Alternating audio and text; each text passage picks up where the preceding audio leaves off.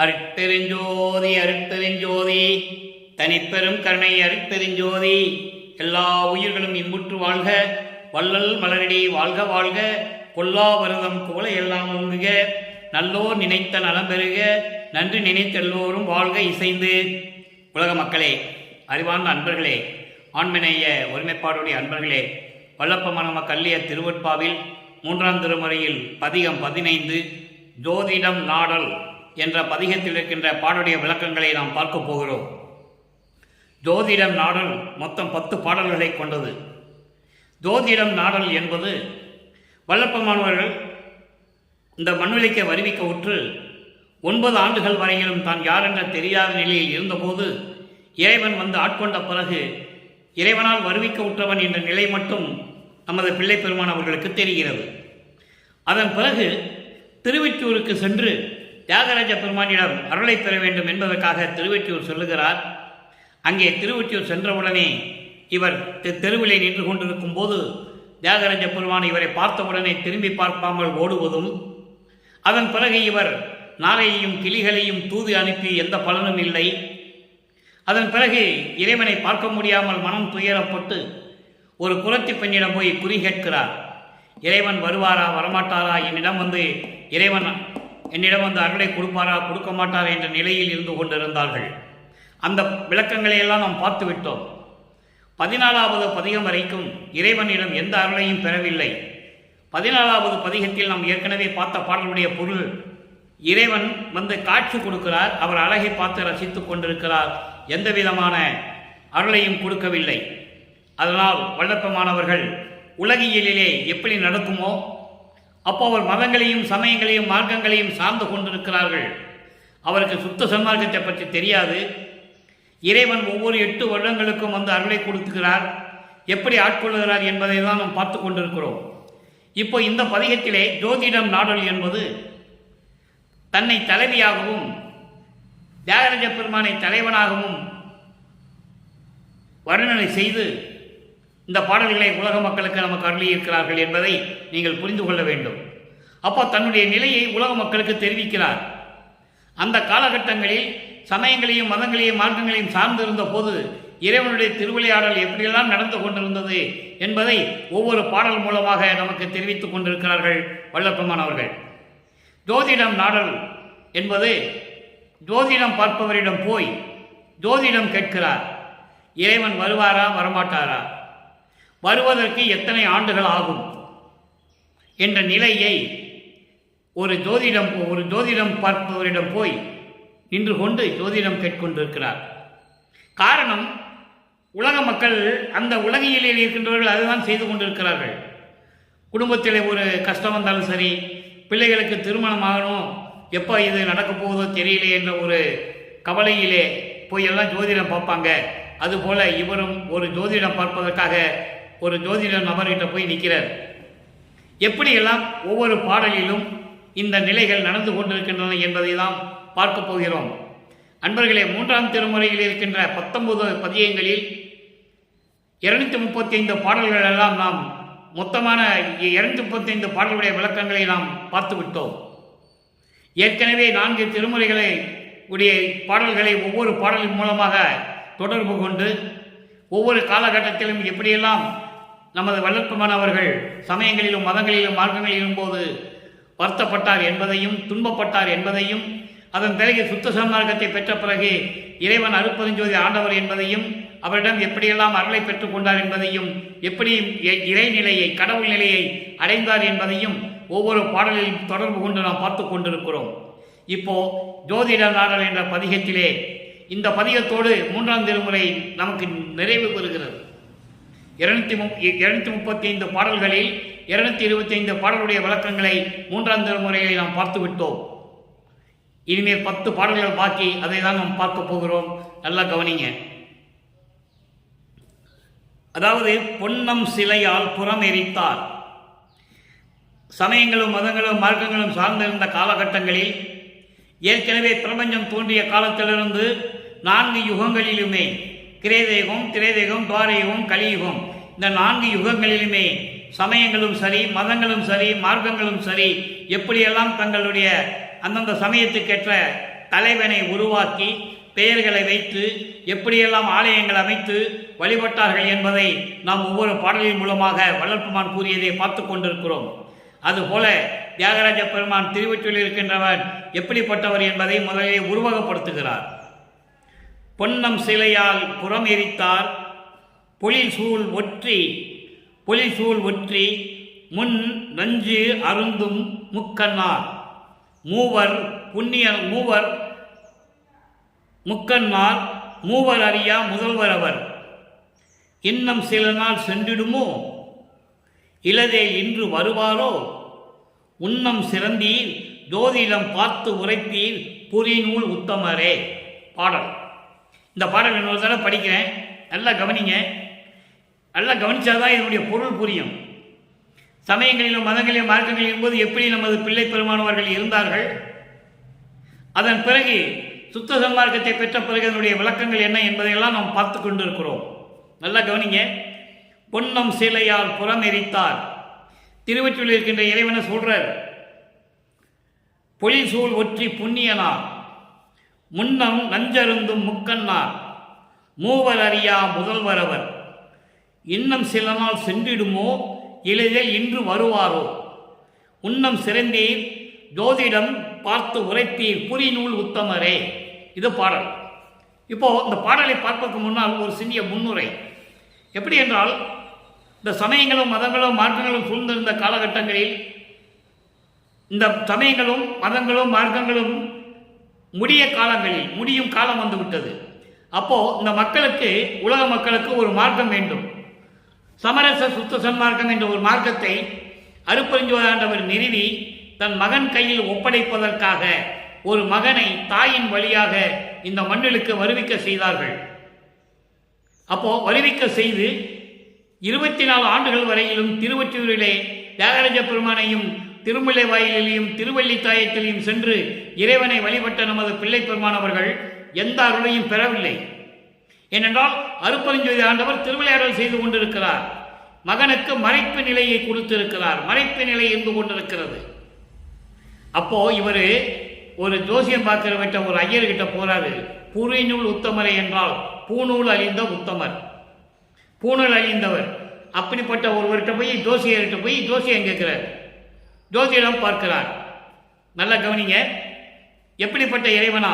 பொன்னம் சிலையால் புறம் எரித்தார்.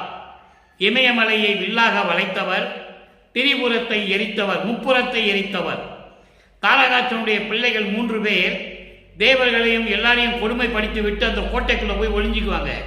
அவரை யார், அந்த 3 பேரையும் யார் ஒன்றும் பண்ண முடியல. அப்ப இவர் தான் போய் அவர்களை வதம் செய்கிறார்.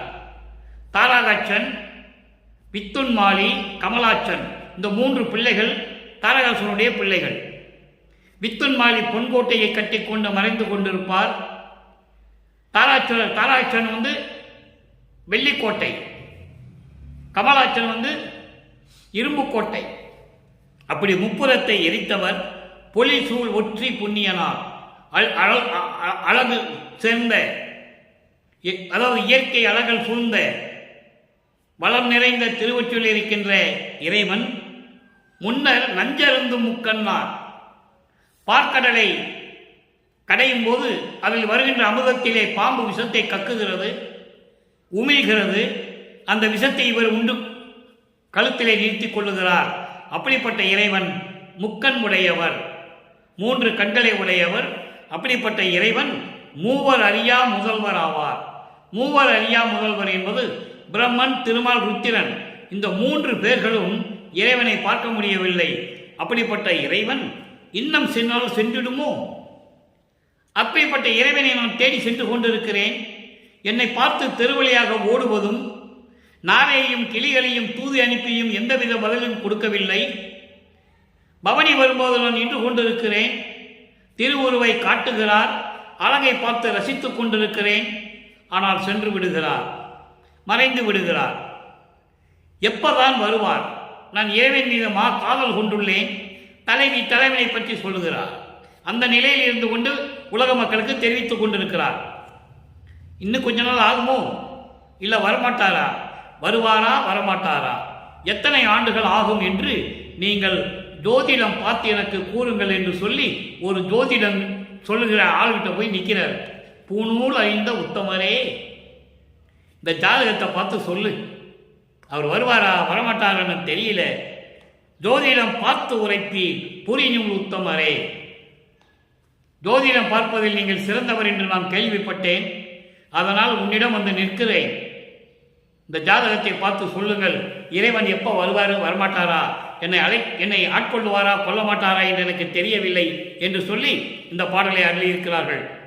இப்போ கோர்வையாக இந்த பாடலுடைய பொருளை பார்த்துவிட்டு இப்போ பதவுரை பார்த்துட்டோம்.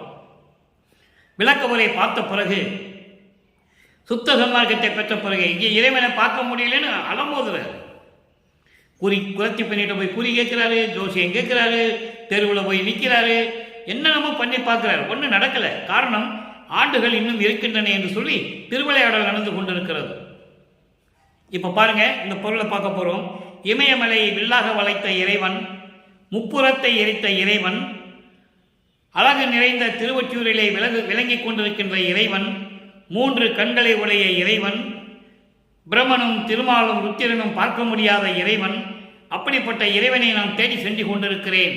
உலக மக்களே, எனக்கு காட்சி கொடுக்கவில்லை, வந்த அருளையும் கொடுக்கவில்லை, இன்னும் வருமோ வராதோ என்று எனக்கு தெரியவில்லை என்று சொல்லி ஒரு ஜோசியிடம் குறி கேட்பது போல, ஜோதிடம் பார்க்க சொல்வது போல, அவரிடம் ஜோதிடர்கிட்ட போய் இதெல்லாம் சொல்லுகிறது போல உலக மக்களுக்கு தெரிவித்துக் கொண்டிருக்கிறார். இப்போ ஜோசியம் பார்க்க போனாலும் அங்கே ஒன்றும் நடக்காது, ஜோசியம் ஓடாது, குறி ஓடாது, ஜோசியம் ஓடாது, எதுவுமே ஓடாது. ஏன்னா அங்கே இறைவனுடைய திருவிளையாடல் நடந்து கொண்டிருக்கிறது. அப்போ அப்படிப்பட்ட நிலையில் மன வருத்தத்தில் துயரத்தில் துன்பப்பட்டு கொண்டு நமது பிள்ளை பெருமானவர்கள் அந்த காலகட்டங்களில் இருந்து கொண்டிருந்தார்கள் என்பதை பார்த்துவிட்டோம். இப்போ நிலைகள் மாறுகிறது, ஆண்டுகள் உருண்டோடுகின்றன, அருட்பெருஞ்சாண்டவர் திருவிளையாடல் நடக்கிறது. சுத்த சன்மார்க்கத்தை தன் மகனிடம் கொடுக்கிறார். நிறைய விளக்கங்கள் இருக்கிறது, அதெல்லாம் சொல்லணும்னா நம் பாடலுடைய விளக்கம் பார்க்க முடியாது. அப்போ அந்த நிலையில் இருக்கும்போது 6ஆம் திருமுறைக்கு வருவோம். 6ஆம் திருமுறையிலே பதிகம் 20 பிள்ளை பெரு விண்ணப்பம் 91வது பாடல். இன்று நான் பார்த்த 1வது பாடலுக்கு ஜோதிடம் நாடல் என்ற 1வது பாடலிலே இறைவனிடமிருந்து எந்த அருளையும் பெறவில்லை. அப்போ என்ன பண்றாரு, ஜோசியர்கிட்ட போய் ஜோசியர்கிட்ட போய் ஜாதகத்தை கொடுக்குறாரு, பார்த்து சொல்லுன்னு சொல்றாரு. இந்த நிலை தான் அப்போ நடந்துகிட்டு இருக்கு. இப்போ சுத்த சன்மார்க்கத்தை பெற்ற பிறகு இறைவனுடைய பிள்ளை தந்தையிடம் எப்படி விண்ணப்பம் வைக்கிறார், இறைவன் அங்கு திருவொற்றியூரில் இருக்கின்ற இறைவன் என்று சொல்லுவார், இங்கே சத்தியஞான சபையில் இருக்கின்ற இறைவன், திருச்சிற்றம்பலத்தில் இருக்கிற இறைவன், அருட்பெருஞ்சோதி, அப்படிப்பட்ட இறைவனிடம் எப்படியெல்லாம் அருளை பெற்றுக் கொண்டேன் என்ற விளக்கத்தை இப்போ நம்ம பார்க்க போறோம். பிள்ளை பெருவிண்ணப்பம் 91வது பாடல். உற்றது ஓர் சிற்றம்பலத்து ஓங்கும், உற்றது ஓர் சிற்றம்பலத்து ஓங்கும் ஒரு தனி தந்தையே, தனி தந்தையே, உற்றது ஓர் சிற்றம்பலத்தில் ஓங்கும் என்பது அருளோடு விளங்கிக் கொண்டிருக்கின்ற திருச்சிற்றம்பலத்திலே விளங்கிக் கொண்டிருக்கின்ற எனது தனி தந்தையே. தனி தந்தை என்பது யாரிடம் ஒப்பிட முடியாத சுயமாக தோன்றிய இறைவன், அப்படிப்பட்டவன் என் தந்தை. என் தந்தையே, நின்பால் குற்றம் நான் புரிந்து இங்கு அறிந்திலே, உனக்கு தெரிந்து நான் எந்த குற்றமும் செய்யவில்லை, உனக்கு தெரிந்து நான் எந்த குற்றமும் இந்த மண்ணுலகத்திலே நான் செய்யவில்லை, உன்னிலே இந்த மண்ணுலைக்கு வருவிக்க உற்று நான் எந்த குற்றமும் புரியவில்லை, நீ மதங்களிலும் சமயங்களிலும் மார்க்கங்களிலும் இருக்க சொன்னாய் இருந்தேன், வேண்டாம் என்று சொன்னாய் உலக மக்களுக்கு தெரிவித்து விட்டேன், அதில் எந்த விதமான பலனும் இல்லை என்று நீ உலக மக்களுக்கு தெரிவிப்பாயாக என்று சொன்னதனால் நானும் சொல்லிவிட்டேன், நான் எந்த குற்றமும் செய்யவில்லை, குற்றம் குயிற்றினேன் என்னில், குற்றம் குயிற்றினேன் என்னில் என்றால் நான் தவறு செய்திருந்தாலும், நான் தவறு செய்திருந்தேன் என்றாலும், நான் குற்றம் செய்யவில்லை, எந்த தவறும் செய்யவில்லை, நான் தவறு செய்திருந்தேன் என்றாலும் இதுதான் நீ செய்த தவறு என்று நீ எனக்கு அறிவித்து, இற்று என அறிவித்து, இதுதான் நீ செய்த குற்றம் என்று எனக்கு தெரிவித்து, அறிவு தந்து என்னை இன்புற பயிற்றுதல் வேண்டும். நான் எந்த குற்றமும் செய்யவில்லை. உன்னிடம் மகனாக இருந்தவன், உன்னிடம் செல்வ பிள்ளையாக நான் வளர்ந்தவன், உலக மக்களுக்கு சுத்த சன்மார்க்கத்தை கொடுக்க வேண்டும் என்பதற்காக ஒரு தாயின் வழியாக என்னை வருவிக்க செய்தாய் இந்த மண்ணுலகிற்கு. இந்த மண்ணுலகிற்கு வந்து நான் எந்த குற்றமும் செய்யவில்லை. உனக்கு தெரிந்து நான் எதையும் செய்யவில்லை. உன் அறிவை கட்டியவரை ஏதாவது இருந்தால் எனக்கு சொல்லு, இந்த குற்றம்தான் நீ செய்தாக்க என்று சொல்லு. அப்படி சொல்லி என்னை திருத்தி அறிவு கொடுத்து இன்புறல் பயிற்றுதல் வேண்டும். எனக்கு இன்பத்தை கொடுக்க வேண்டும். அது மட்டுமல்ல, மற்ற அயலார் போன்று இருந்தாலோ தந்தை வழக்கிது நீ அறியாயோ. மற்றவங்க மாதிரியே நீ நினைச்சிட்டு இருக்க. இதே மாதிரிதான் 24 வருடங்கள் என்னை எப்படியெல்லாம் நீ அலைகழித்தாய், என்னை துன்புறுத்தினாய் என்றெல்லாம் எனக்கு தெரியும். நீயும் அறிவாய், உனது உள்ளம் அறியும் என்று கூட சொல்லுவார். அப்படியெல்லாம் நான் துன்பப்பட்டேன், கஷ்டப்பட்டேன், துயரப்பட்டேன். மற்றவங்க போற மாதிரியே நீ என்னை பார்த்துக்கிட்டு இருக்க. இது தந்தைக்கு அழகா? காலம் போதாதா? இது நீ அறியாயோ என்று சொல்லி விண்ணப்பம் வைக்கிறார். விண்ணப்பம் வைத்தாயிற்று. அப்போ இதற்கு முன்னால் அவர் எப்படி துன்பப்பட்டார் என்பதையும் சொல்ல வேண்டும். உலக மக்களுக்கு தெரியப்படுத்தணும்ல. சுத்த சன்மார்க்கத்தை பெற்ற பிறகுதான் இதெல்லாம் அவருக்கு தெரியுது. அதுக்கு முன்னால் தெரியாது. நல்ல கவனிக்க நண்பர்களே. சுத்த சன்மார்க்கத்தை பெற்ற பிறகுதான் எப்படி துன்பப்பட்டார் என்பதை உலக மக்களுக்கு சொல்லுகிறார். மாயையின் விளக்கம். அறந்திருமுறையிலே மாயையின் விளக்கம் பதிகம் 27 1வது பாடல். 3ஆம் திருமுறையிலே இன்று பார்த்த 1வது பாடலிலே எந்த விதமான அருளையும் பெற முடியாது. அந்த நிலையில் தான் ஜோசியம் பார்க்க போறார். அதையும் உலக மக்கள்கிட்ட சொல்லிட்டாரு. இப்போ சுத்த சன்மார்க்கத்தை பெற்ற பிறகு தந்தையிடம் விண்ணப்பம் வச்சது சொல்லிட்டாரு. இப்போ இவர் எப்படி துன்பப்பட்டார் என்பதை மாயையின் விளக்கம் என்ற பதிகத்திலே 1வது பாடல் மிகவும் அற்புதமாக இருக்கும். நல்லா கவனிங்க.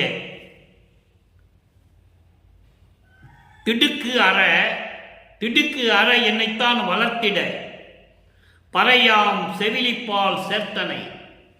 இறைவனுடைய திருவிளையாடலை சொல்றாரே, நல்லா கவனிக்கணும். வல்லற்பெருமான் வருவிக்க உற்று, இந்த மண்ணுக்கு வருவிக்க உற்று இறைவன் ஆணி 201 ஆண்டுகள் முடிந்து விட்டது. வல்லப்பெருமானுடைய இறைநிலையை, கடவுள் நிலையை, அவர் எப்படி வருவிக்க உற்றார் என்ற நிலையையும், எப்படி இறைவனானார் என்பதையும், இறைவன் எப்படியெல்லாம் திருவிளையாடல் நடத்தி கொண்டிருந்தார் மகனிடம் என்பதையும் யாரும் இதுவரையும் சொல்லவில்லை. அதனால்தான் இந்த பாடல்களிலே அருளியதை இந்த வள்ளலார் ஊழியன் உங்களிடம் சொல்லிக் கொண்டிருக்கிறேன். இங்கே சொல்லப்பட கருத்துக்கள் அத்தனையுமே திருவருட்பாவில் கூறப்பட்ட உண்மைகள். திடுக்கு அற என்னைத்தான் வளர்த்திட பறையாம் செவிலிப்பால் சேர்த்தனை. அதாவது என்னை என்ன பண்ண, நீ இந்த மண்ணுக்கு வருகை சேர்க்க என்ன பண்ண? திடீர்னு என்ன பண்ண? என்னுடைய மகனை எந்த விதமான துன்பமில்லாமல் அவன் பயப்படுற அளவுக்கு எதுவும் நடந்துடக்கூடாது என்று சொல்லி நீ என் மகனை வளர்க்கணும்னு சொல்லி ஒரு செவிலித்தாய்கிட்ட கொண்டு சேர்த்துட்ட. நல்லா கவனிக்கணும். இந்த பாடல் இருக்கிற பொருள் அப்படியே சொல்லிக்கிட்டு இருக்கேன். ஒரு செவிலித்தாய்கிட்ட கொண்டு சேர்த்துட்ட. என்ன அவ என்ன பண்ணா? எடுக்கவும் நினையாள், படுக்கவும் ஒட்டாள். நீ அங்கே கொண்டு சேர்த்துட்ட. மண்ணுலகத்தில் கொண்டு போய் ஒரு செவிலித்தாய்கிட்ட கொண்டு என்னை சேர்த்துட்ட. அவன் என் பக்கத்தில் படுக்கிறதுக்கு நினைக்கிறது இல்லை, என்னை அணைத்துக் கொள்வதும் இல்லை. எடுக்கவும் அணி நினையால், படுக்கவும் ஒட்டாள். என் செய்வேன்? இன்னும் என்னிடை பார் படுக்க நற்றாயும் வந்திலல். யாரு? சிவகாமி வள்ளியும் வரல. என்னை அணைத்துக் கொள்ள, கொஞ்சி குழாவ, மகிழ வைக்க என்னுடைய தாய் சிவகாமியும் வரவில்லை. அதோடு மட்டுமல்ல, நீயும் என்னை பார்த்தில்லை. நீ வந்தையா? ஒரு தாய் வயிற்றில் கொண்டே கருவில வச்சேல. அன்பர்களே, நல்லா கவனிக்கணும். உலக மக்களுக்கு எப்படியெல்லாம் வல்லப்பெருமான் அவருடைய நிலையை கூறியிருக்கிறார் என்பதை நீங்கள் புரிந்து கொள்ள வேண்டும். இறைவனுடைய திருவிளையாடல் நடந்து கொண்டிருக்கிறது. பிரபஞ்சத்தில் ஏற்பட்ட அத்தனை திருவிளையாடலையும் சொன்னார்கள். அருட்பெருஞ்சோதி ஆண்டவருடைய திருவிளையாடலை யாருமே சொன்னதில்லை. அடியேன் நான் கூறிக்கொண்டிருக்கிறேன் திருவருட்பாவில் இருக்கின்ற உண்மைகளை பற்றி. அப்போ ஒரு தாயின் வயிற்றுல கொண்டு போய் சேர்த்த, என்னை வரவழைச்ச, மண்ணு உலகத்திற்கு வருவிக்க செய்தாய். என்ன ஆச்சு? பக்கத்தில் படுக்கல, அணைச்சிக்கல, ஒன்றும் பண்ணல. இதை பார்த்துக்கிட்டு என்னுடைய தாயும் வரவில்லை என்னை அணைத்துக் கொள்ள, சிவகாமி வள்ளியும் வரவில்லை. நீ வந்தாயா? நீயும் என்னை வந்து பார்த்ததில்லை. இதெல்லாம் எப்போ தெரியுது அவருக்கு? சுத்த சன்மார்க்கத்தை பெற்ற பிறகு, அந்த ஞானம், அந்த மெஞ்ஞானம் கிடைத்த பிறகு உலக மக்களுக்கு தெரிவிக்கிறார். தான் யார் என்ற நிலையை உலக மக்களுக்கு தெரியப்படுத்த வேண்டும். இறைவனுடைய திருவிளையாடலை உலக மக்களுக்கு சொல்லியாக வேண்டும். வரவில்லை, நீயும் என்னை வந்து பார்த்ததில்லை. அந்தோ தடுக்க அருளும் கருணை தந்தையே, தளர்ந்தேன் தனையனேன் தளர்ந்திடல் அழகோ. எல்லா துன்பங்களையும் நீக்கக்கூடிய கருணை உள்ளம் கொண்ட என் தந்தையே, உனது மகன் நான் தனையே. உனது மகன் தளர்வது, வருத்தப்படுவது, துன்பப்படுவது உனக்கு அழகா? இது தந்தைக்கு அழகா என்று கேட்கிறார். இதான் மாயையின் விளக்கம். அடுத்து பாருங்க, திருமுன் விண்ணப்பம்.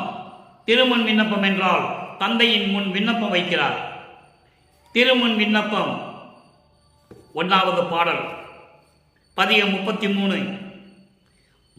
மாலை மாமணி பொது நடம் புரிகின்ற வள்ளலே. மாலை மாமணி பொது நடம் என்பது சத்தியஞான சபையிலே பொற்சபை. மாலை என்பது பொன். பொற்சபையிலே, சத்தியஞான சபையிலே இருந்து கொண்டு அருளாட்சி செய்து கொண்டிருக்கின்ற இறைவனே வள்ளலே. அழிகின்ற, நல்ல பாருங்க, உலகியல் விளக்கம் வேறு, நூல் விளக்கம் வேறு, சுத்த சன்மார்க்க விளக்கம் வேறு. அழிகின்ற வாழை வான் பல சுவை. அழிகின்ற என்றால் நல்ல கனிந்த, அழிகின்ற என்றால் நல்ல கனிந்த வாழைப்பழ சுவை எப்படி இருக்கும் சொல்ல முடியாது. அதான் வான் பல சுவை என்று சொல்லுகிறார். ஒப்பற்ற நிலையில் இருக்கின்ற அந்த வாழைப்பழ சுவை போல பத்தர்கள் மனத்துள்ளே திட்டி போய். பத்தர்கள் என்பது இங்கே சமரச சுத்த சன்மார்க்கத்தை சேர்ந்தவர்கள், கொலையும் புலையும் தவிர்த்தவர்கள், சமயங்களிலும் மதங்களிலும் மார்க்கங்களிலும் இருந்தால் கூட சைவ நெறியில் இருந்து கொண்டிருப்பவர்கள். இவர்களை தான் சொல்கிறார் பக்தர்கள் என்று சொல்லுகிறார், அன்பர்கள் என்று சொல்லுகிறார். அப்படிப்பட்ட அன்பர்கள் உள்ளத்திலே எப்படி திட்டிக்கிறாராம்? நல்ல கனிந்த வாழைப்பழம் போல திட்டிக்கிறாராம். இது நூல் விளக்கம். இது நூல் விளக்கம். அப்படி அல்ல, இது நூல் விளக்கம் சரிதான். சுத்த சன்மார்க்க விளக்கம், அதாவது சுத்த சன்மார்க்கத்தில் இருந்து கொண்டு மாயைகளையும் மயக்கங்களையும் நீக்கி உலக பிரபஞ்சத்தை இயக்கிக் கொண்டிருக்கின்ற இறைவன் சுத்த சன்மார்க்கத்தில் இருந்த அன்பர்களின் உள்ளத்திலே நிரந்தரமாக இருந்து கொண்டிருக்கிறார். அப்படிப்பட்ட இறைவன் ஏழை நாயினேன் தன்னை தாழ்த்திக் கொள்ளுகிறார். ஏழை நாயினேன் என்பது கீழ்நிலையில் இருக்கின்றவன், எளியவன், உனது மகன் என்று பொருள். அப்படிப்பட்டவன் விண்ணப்பம், நான் வைக்கின்ற விண்ணப்பம் திருசெவிக்கு கேட்டு அருள் செயல் வேண்டும். நான் சொல்லுவதை நீ உன்னுடைய காதுகளிலே ஏற்றுக்கொண்டு எனக்கு அருள் செய்ய வேண்டும். அடுத்து சொல்ற பாருங்க, அதான் முக்கியம். கோலை மானிட பிறப்பிதில் உன் அருள் குரு கொள்ளுமாறே. தந்தையிடம் சொல்லுகிறார், உன்னால் இந்த மண்ணுலகத்தை நான் வருவிக்க விட்டதனால் இந்த மானிட பிறவி எனக்கு கிடைத்து விட்டது. இந்த மானிட பிறவியை அழியக்கூடிய இந்த மானிட உடலை நீ உனது உடலாக, அழியாத உடலாக எனக்கு மாற்றித்தர வேண்டும். இதான் விண்ணப்பம் வைக்கிறார். ஏனென்றால் நான் உன் மகன். எல்லாருமே, வானவர்களும் மண்ணுலகத்தை சேர்ந்தவர்களும் விண்ணுலகத்தை சேர்ந்தவர்கள் எல்லாருமே இவன் அழியக்கூடியவன், மானிட பிறவி எடுத்தவன் என்று நினைத்து விடக்கூடாது. இந்த அழிகின்ற உடலை, இந்த மானிட பிறப்பை நீ அழியாத தேகமாக உன்னுடைய தேகமாக மாற்றி கொடுக்க வேண்டும். அதான் சொல்றாரு, உன் அருள் குரு உரு, அருள் குரு உரு கொள்ளுமாறே. அப்படிப்பட்ட உனது அழியாத தேகம் ஒன்று எனக்கு நீ கொடுக்க வேண்டும் என்று சொல்லி விண்ணப்பம் வைக்கிறார். இப்போ விண்ணப்பம் வச்சாச்சு, இறைவனுடைய நிலையை சொல்லியாச்சு, மாயைகளுடைய விளக்கம் எப்படியெல்லாம் இருந்துன்னு சொல்லியாச்சு. அதன் பிறகு இறை எளிமையை வியத்தல், இறைவனிடம் பெற்ற அருளை வியப்பாக சொல்லுவது 1வது பாடல் பதியம் 34. மாட்டேன் துயர் இது சிறிதும் படமாட்டேன், மாட்டேன் துயர் சிறிதும் படமாட்டேன். இனிமேல் நான் எனக்கு எந்த விதமான துயரங்கள் கிடையாது. இனிமேல் துயரப்பட மாட்டேன், துன்பப்பட மாட்டேன், கவலைப்பட மாட்டேன், இனி நான் பயப்படவும் மாட்டேன். ஐயோ, மதங்களிலும் மார்க்கங்களிலும் சமயங்களிலும் இருந்து கொண்டு வந்தோமே, இதனால் ஏதாகுமோ என்னாகுமோ என்று நான் நினைத்துக் கொண்டிருந்தேனே, அந்த நிலைகளெல்லாம் மாறிவிட்டது. சுத்த சன்மார்க்கத்தை பெற்றுக்கொண்டேன். இனிமே பயப்பட மாட்டேன், துயரப்பட மாட்டேன், துன்பப்பட மாட்டேன். நும் பதத்துணையை பிடித்தேன், உனது திருவடிகளை நான் கெட்டியாக பிடித்துக் கொண்டேன். அடுத்து சொல்ற பாருங்க, விடமாட்டேன் ஏமாந்து விடமாட்டேன் கண்டீர். ஏற்கனவே கிரேதயுகம், திரேதயுகம், துவாரயுகம், கலியுகம், இந்த மண்ணுலகத்திலே என்னை கலியுகத்திலே கடைசி காலகட்டத்தில் வருவிக்க செய்தாய். அதற்கு முன்னால் நான் எப்படி இருந்தேன் உன்னிடம்? புதிய நல்லே தொன்று தொட்டு உனது பூங்குழலுக்கு அன்பு பூண்டவன் என்று சொல்லுவார். இனிமே அந்த மாதிரிலாம் விடமாட்டேன், ஏமாந்து விடமாட்டேன். காரணம், இந்த ஏமாந்து விடமாட்டேன் என்பதை நீங்கள் உன்னிப்பாக கவனிக்க வேண்டும். பிரபஞ்சம் தோன்றிய காலத்திலிருந்தே கோடான கோடி பேர்கள் தோன்றினார்கள். அறிஞர்கள், ரிஷிகள், முனிவர்கள், சமய புலவர்கள், எத்தனையோ பேர் தோன்றினார்கள். எல்லாருமே ஏமாந்து போனார்கள். முத்திதான் இறுதியான நிலை என்று சொல்லி ஏமாந்து போனார்கள். நான் ஏமாற மாட்டேன், தெளிவா சொல்றாரு. விடமாட்டேன், ஏமாந்து விடமாட்டேன் கண்டீர். மெய்மை இது, இது உண்மை. மெய்மை என்பது உண்மை. நும் ஆணை விளிம்பின, உன் மீது சத்தியம் சொல்லுகின்றேன், இது உண்மை. இனிமேல் விடமாட்டேன், ஏமாந்தெல்லாம் விடமாட்டேன். உன்னுடைய திருவிடையாளர்கள் எல்லாம் எல்லாரும் ஏமாந்து போனார்கள். கர்ம சித்தி, யோகை சித்தியை பெற்றுக்கொண்டு சென்று விட்டார்கள். ஞான சித்தியை யாரும் அடையவில்லை. நான் ஏமாற மாட்டேன், இது உண்மை, உன் மீது சத்தியம் என்று சொல்லுகிறார். நும் அடியே கெடமாட்டேன். கெடமாட்டேன் என்பது கெட்டுப்போவதல்ல. இனிமேல் இந்த சமயங்களிலும் மதங்களிலும் மார்க்கங்களிலும் நெறிகளிலே நான் கடைபிடித்து வீணாக மாட்டேன். இதுவரை இருந்தது போதும். பிறர் மொழிகள் கேட்டிடவும் மாட்டேன். பிறர் மொழிகள் என்பது இங்கே மற்றவர்கள் சொற்கள், மற்றவர்கள் சொல்லுவதை நான் கேட்க மாட்டேன் என்று பொருள். ஆனால் அது அப்படியல்ல. மண்ணுலகத்திலும் சரி, மின்னுலகத்தில் இருக்கின்ற தேவர்களும் சரி, யாராக இருந்தாலும் சரி, யார் சொன்னாலும் எதையும் நான் கேட்க மாட்டேன். அதான் சொல்லுவார், உன்னை மறக்கவும் மாட்டேன், மற்ற தெய்வங்களை மதிக்கவும் மாட்டேன், மற்ற தேவர்களை மதிக்கவும் மாட்டேன் என்று சொல்லுவார்.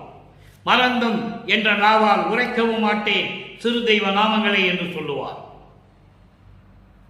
அப்படிப்பட்ட நிலையில் நான் இருந்து கொண்டிருக்கிறேன். கிளர் ஒளி அம்பலத்திலே ஒளி வீசிக்கொண்டு, அண்டங்களிலே அம்பலத்திலே ஒளி வீசிக்கொண்டு, இங்கே மண்ணுலகத்திலே வடலூரிலே சத்தியஞான சபையிலே அருளாட்சி செய்து கொண்டு, ஆடல் வழி ஒருனும் அல்லால். ஆடல் வளர் ஒளி என்பது திருவிளையாடல் செய்து கொண்டிருக்கின்ற உன்னை தவிர, அண்டங்களிலும் சரி பிண்டங்களிலும் சரி திருவிளையாடல் செய்து கொண்டு உயிரை காத்துக் கொண்டிருக்கின்ற உன்னை தவிர நாடமாட்டேன் என் உள்ளத்தே, நடமாட்டேன் என் உள்ளத்தே, வேறு யாரையும் நினைக்க மாட்டேன் என்று சொல்லுவார். யாராக இருந்தாலும் சரி, உன்னை தவிர யாரையும் என் உள்ளத்திலே நினைக்க மாட்டேன், விரும்ப மாட்டேன் என்று சொல்லுவார். அதுக்கடுத்து ஒன்று சொல்றாரு பாருங்க, நல்லா சிந்திக்கணும் நீங்க. நான் சாக மாட்டேன். ஏன் சாக மாட்டேன்னு சொல்றாரு? நல்லா புரிஞ்சுக்கணும் நீங்க. அவர் ஏற்கனவே ஒவ்வொரு யுகத்திலும் இருந்தவர். ஊழி ஒரு ஊழி உழப்பராது வாழி என்று எனக்கு வைத்த நன்னிதியே என்று சொல்லுவார். எனக்கு வாய்த்த நன்னிதியே. ஊழி ஒரு ஊழி உளவினும் அடியா உடம்பை அளித்தனன் என்று சொல்லுவார். ஒவ்வொரு யுகத்திலும் இருந்தவர். இங்கே நான் சாக மாட்டேன் என்று சொல்லுவார். காரணம், உன்னுடைய திருவிளையாடல் பற்றி நான் நன்கு அறிந்தவன். மற்றவர்கள் போல நான் ஏமாந்து உன்னை விடமாட்டேன், ஏமாந்து விடமாட்டேன். சுத்த சன்மார்க்கத்தை பெற்றுவிட்டேன், அதனால் நான் சாக மாட்டேன் என்று சொல்லுவார். சாகாதவனே சன்மார்க்கி, அதைதான் எளிமையாக சொல்லுவார். சாகாதவனே சன்மார்க்கி. அதனால் இங்கே சொல்லுகிறார், நான் சாக மாட்டேன், நல்ல திருவருளாலே நான் தான் ஆனேனே. இறைவனாகிவிட்டார், நான் தான் ஆனேனே, நான் இறைவன் ஆனேனே. உன்னோடு இரண்டரை கலந்து கொண்டதனால், உன்னுடைய தேகம் எனக்கு கிடைத்து விட்டதனால் நான் சாக மாட்டேன். அதாவது பொருள், நான் சாக மாட்டேன் என்று சொல்லுவது, நீ என்னோடு இரண்டரை கலந்து கொண்டாய், நான் இறைவனாகிவிட்டேன், நான் தான் ஆனேனே. நான் தான் உன்ன மாதிரி ஆயிட்டேனே, நான் தான் உன்ன மாதிரி ஆயிட்டேன், பிறகு நான் சாகணும், அழியாத தேகம் பெற்று விட்டேன் என்று சொல்லுவதற்கெல்லாம் நான் சாக மாட்டேனே. நல்ல திருவருளாலே நான் தான் ஆனானே, நான் ஆனேன் சொல்வார். நான் தான் ஆனான், தான் நானானான், ஆனும் தானுமானும் என்று சொல்லுவார் ஒரு இடத்திலே. இவன் அவனாகிவிட்டான் என்று சொல்லுவார். அற்புதமான இடங்களாம் இருக்கிறது. ஆக இறைவனாகிவிட்டார் வள்ளல் பெருமான் என்பதை, இறைவனாக இருந்து தாயின் வழியாக, ஒரு தாயின் வழியாக இந்த மண்ணுலைக்கு வருவிக்க செய்து திருவிளையாடல் நடந்து கொண்டிருக்கிறது சொல்லுவார். உபசாரத்தால் பெற்ற தந்தை என்பான் ஒருத்தவனுடைய விந்து பையிலே இருந்த ஒரு பேரணுவாக நான் இருந்த நான், விந்து வெளிப்பட்ட காலத்தில் உபசாரத்தால் பெற்ற ஒரு தாய் என்பால் ஒருத்தியின் கருவறையிலே சேரும் வரை என்னை காத்தருளினீர். அதன் பிறகு அந்த தாயின் கருவறையிலே சென்ற பிறகு அங்கு என்னெல்லாம் நடந்தது என்பதையெல்லாம் தெளிவாக பாடல்களிலே கூறியிருக்கிறதை நான் ஏற்கனவே விளக்கம் கொடுத்திருக்கிறேன்.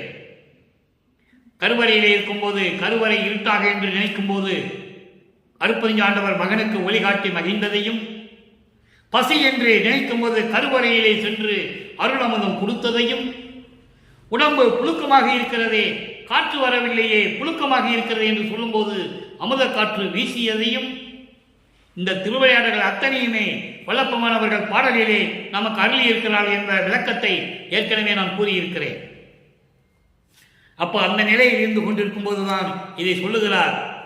நான் சாக மாட்டேன், நல்ல திருவருளாலே நான் தான் ஆனேனே.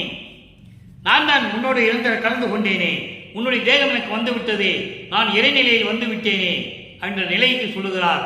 சாகாதவனே சன்மார்க்கி என்பதை உலக மக்களுக்கு தெரியப்படுத்த வேண்டும் என்பதற்காக தான் சொல்லுகிறார். நான் சாக மாட்டேன், நல்ல திருவருளாலே நான் தான் ஆனேனே என்று சொல்லி இந்த பாடலை நமக்கு அள்ளி இருக்கிறார்கள். அடுத்து பாருங்க, இதுக்கு இன்னொரு விளக்கம் சொல்லலாம், தெளிவான விளக்கம் ஒன்று சொல்லலாம்.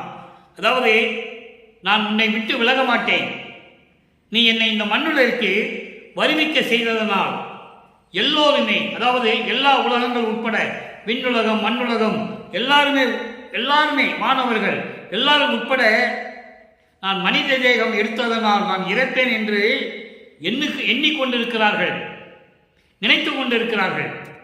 ஆனால் நீ சுத்த சன்மார்க்கத்தை கொடுத்து எனக்கு சாகாத வரத்தை கொடுத்து இறைவனாக்கியதை அவர்கள் தெரிந்து கொண்டார்கள். அதுதான் சொல்றாரே, அதனால்தான் திருவருளாலே, உன்னுடைய திருவருளாலே நான் சாக மாட்டேன் என்று சொல்லி இந்த பாடலிலே நமக்கு அருளி இருக்கிறார்கள். அடுத்து பாருங்க, பதிகம் 51 பெறா பேரு, 1வது பாடல். பெறா பேர், யாரும் பெற முடியாத பாக்கியம், யாரும் பெற முடியாத பாக்கியத்தை பெற்றுக்கொண்டார் இறைவனிடம் என்பதை இந்த பாடலிலே நமக்கு அருளி இருக்கிறார்கள். நல்லா பாருங்க, இதுல அவ்வளவு உண்மைகள் இருக்கிறது. வல்லப்பெருமான் யார் என்பதையும், அருட்பெருஞ் ஆண்டவருடைய மகன் என்பதையும், எப்படியெல்லாம் இறைவனானார் என்பதையும் எல்லாம் இந்த பாடலில் சொல்றாரே, நல்லா கவனிங்க. ஆவா என்று என்னை ஆட்கொண்டு அருளிய தெல்லமுதே, ஆவா என்று என்னை ஆட்கொண்டு அருளிய தெல்லமுதே, விண்ணுலகமும் மண்ணுலகமும் எல்லா உலகங்களும் அறிய என் மகனே என்று என்னை ஆட்கொண்டாயே, அப்படி ஆட்கொண்ட தெல் அமுதே, அமுது போன்ற இறைவனே. எப்ப ஆட்கொண்டார்? 9வது ஆண்டிலே, வருவிக்கவற்று 9வது ஆண்டிலே, ஆண்டாறு 3 ஆண்டில் ஆட்கொண்ட அருள்கடலே என்று சொல்லுவார். ஆண்டாறு 3வது ஆண்டிலே முன்னே என்னை ஆட்கொண்டாய் என்று சொல்லுவார். அதுவரைக்கும் அவர் மறைப்பு நிலையில் இருந்து கொண்டிருந்தார். இறைவன் யார் என்று தெரியாமல், எதுக்காக வரிவிக்க உற்றன் என்று தெரியாமல் இருந்து கொண்டிருந்தார்கள். இப்ப நிலை மாறுகிறது. சொல்றாரே, விண்ணுலகமும் மண்ணுலகமும் எல்லா உலகங்களும் அறிய என் மகனே என்று என்னை ஆட்கொண்ட அருளிய தெல்லமுதே, அம்மே, என் அப்பா, என் ஐயா, என் அரசே, சாகாத வரம் எனக்கு தந்த பெரும் தகையே. சொல்றல்ல, சாகாத வரம் தந்த பெரும் தகையே. பெருந்தகையே என்பது யாருடன் ஒப்பிட முடியாத இறைவனே. அடுத்து பாருங்க, தயாநிதியே. தயாநிதி என்பது அருள் செல்வமே, சிற்றவையில் தனித்த பெரும்பதியே. சிற்றவையில் விளங்கிக் கொண்டிருக்கின்ற ஒப்பற்ற தனி கடவுளே, அருட்பெருஞ் ஜோதியே, ஓவாது என் உள்ளகத்தே ஊற்றியலும் பேரன்பே. ஓவாது என் உள்ளகத்தே ஊற்றியலும் பேரன்பே. அதாவது நிலையாக, ஓவாது என்பது தொடர்ந்து, நிலையாக என் உள்ளத்திலே ஊற்று போல ஊறிக்கொண்டிருக்கின்ற தெள் அமுதே, பேரன்பே என்று சொல்லுகிறார். அதற்கு இன்னொரு விளக்கம் உண்டு. பிரபஞ்சத்தின் விளக்கம், சுத்த சன்மார்க்க விளக்கம்.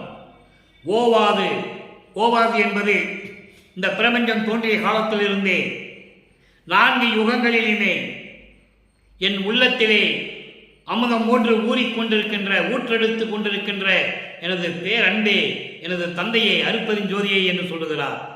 உள்ளபடி என் அறிவில் உள்ள பெரும் சுகமே.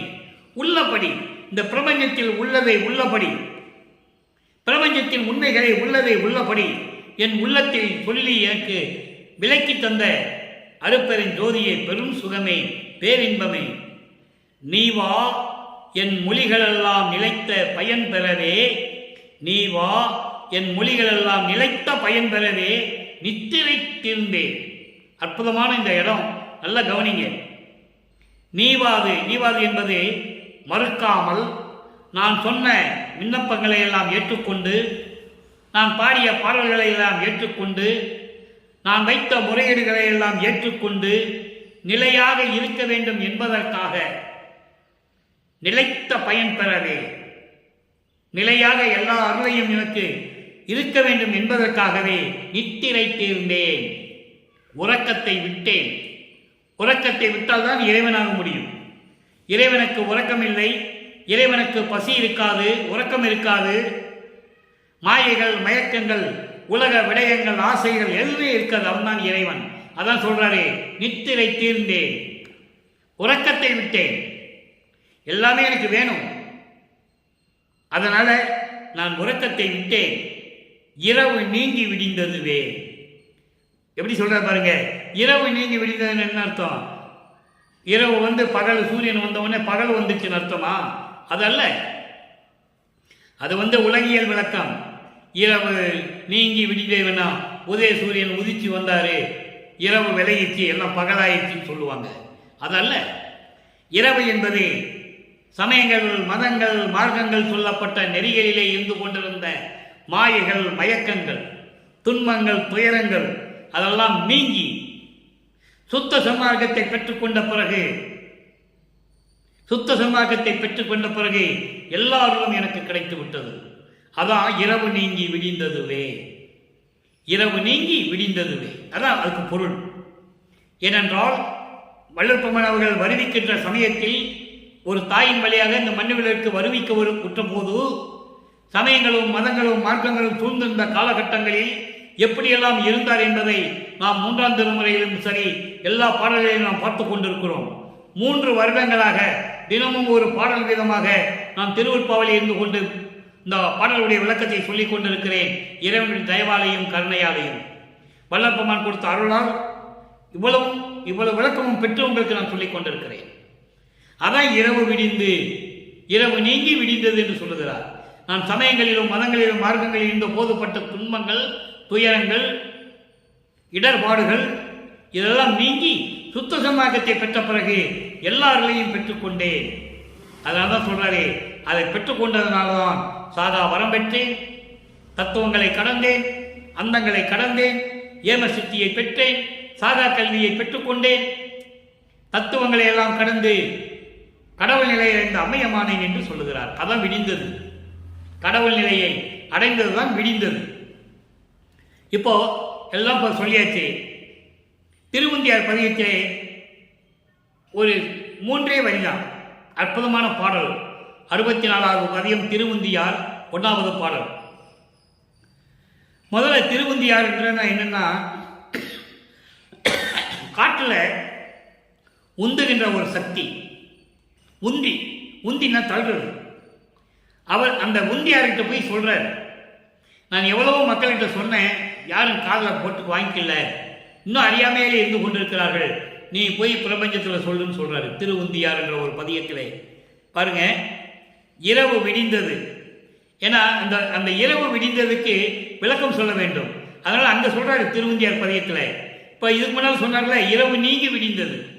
இரவு நீங்கி விடிந்தது என்பது சமயங்களும் மதங்களும் மார்க்கங்களும் நிலைகள்லாம் முடிந்து விட்டது, ஆயுள் காலம் முடிந்து விட்டது, அதெல்லாம் நீங்கி விடிந்தது, சுத்த சன்மார்க்க காலம் தொடங்கிவிட்டது, நானும் சுத்த சன்மார்க்கத்தை பெற்றுக்கொண்டு நான் இறைவனாகிவிட்டேன் என்று சொல்லுகிறார். இரவு விடிந்தது, இரவு விடிந்தது, இருள் மாயை விடிந்தது, மாயைகள் மயக்கங்கள் நீங்கியது, சமயங்களும் மதங்களும் மார்க்கங்களும் அழிந்து விட்டது, இணையடி வாய்த்தன, உனது திருவடிகள் எனக்கு கிடைத்தது, திருவடிகளுடைய அருள் கிடைத்தது, பரவி மகிழ்ந்தேன்.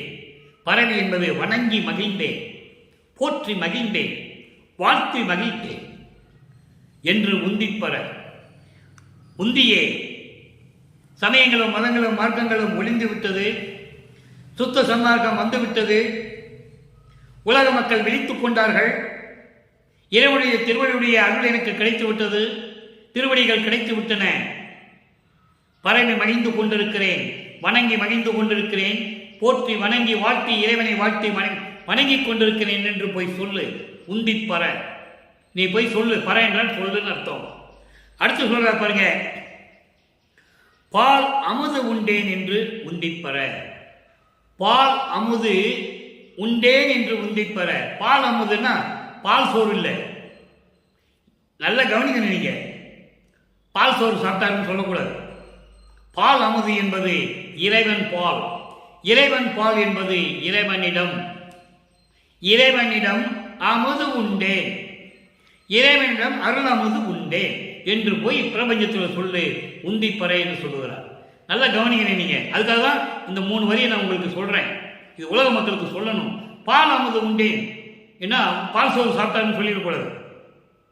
இறைவன் பால், இறைவன் பால் என்பது இறைவனிடம், அருப்பெருஞ்சோதி ஆண்டவரிடம் அருளமுது உண்டேன்.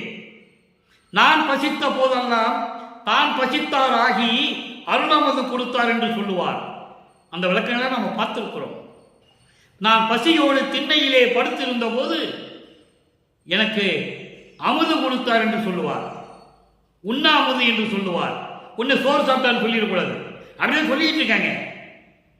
வல்லப்பமான் சோறு சாப்பிட்டாரு அப்படின்னு சொல்லிட்டு இருக்காங்க.